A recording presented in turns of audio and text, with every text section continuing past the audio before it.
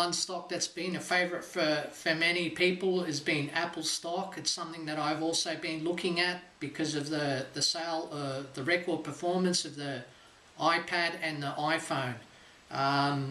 From the beginning of this year, it's gone from something like $400 to a high of just over $700 in mid-September.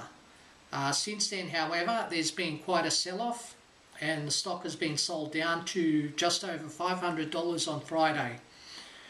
Friday's sell-off is interesting because on the chart it shows a hammer candle. The stock got sold down and then rallied quite strongly. This was also on very strong volume, and with Friday's candle we've got a hammer signal in the candles, and that's typically a reversal signal. You'd normally have to wait for confirmation, so over the coming days you'd be looking for this further gains in the share price for that candle pattern to be confirmed. A number of factors for the sell-off.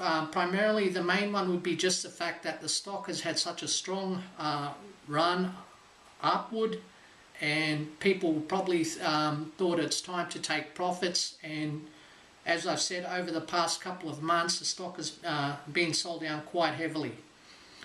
There have been other issues that probably contributed to the sell-off.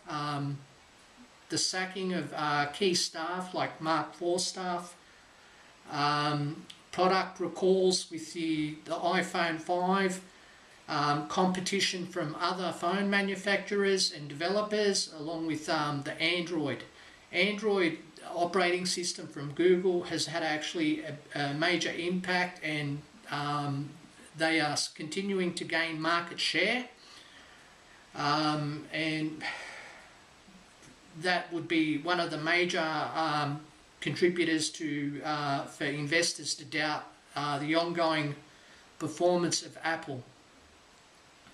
Having said that, I'll put up a link of the chart where I show the reversal signal at the bottom of the in the description section of this YouTube post, and also I'll put up a link to an article from the Australian about the stock.